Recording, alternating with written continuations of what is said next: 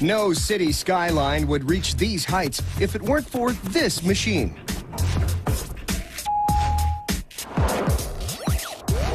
Before the elevator, buildings rarely grew over 5 stories. They perform billions of rides every day around the world. Among the safest ways to travel, there's less than 1 chance in 12 million that something will go wrong with the elevator you're riding in.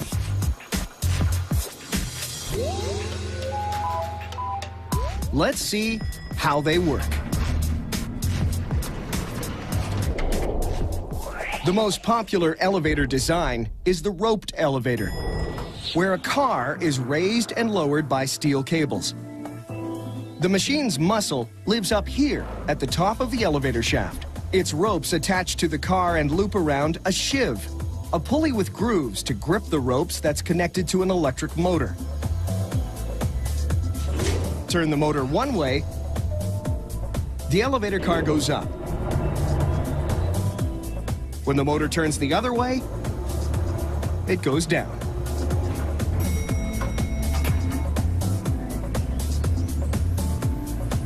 A counterweight lives on the other end of the ropes to offset the weight of the car.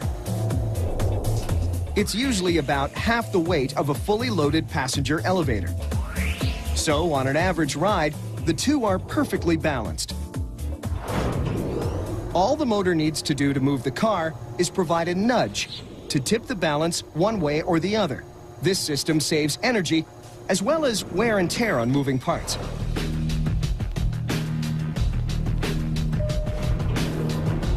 Once the car is moving, the motor's only job is to control one of the 2 falling objects.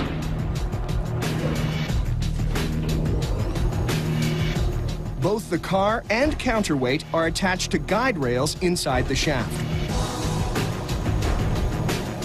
They keep everything from swaying back and forth and also give a backup set of brakes something to grab onto. If anything goes wrong with the motor, hydraulic fluid is cut off, and that automatically releases this brake that seizes the ropes for a quick stop. Technically, one of these steel ropes is enough to hold up both the car and the counterweight.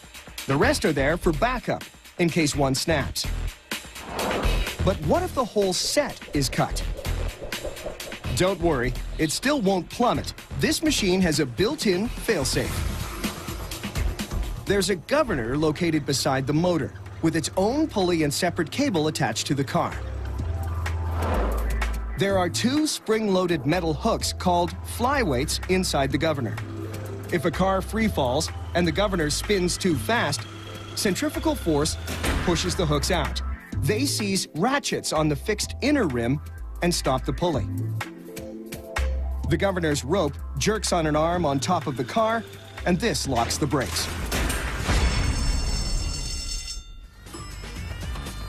The idea of the rope elevator is simple enough.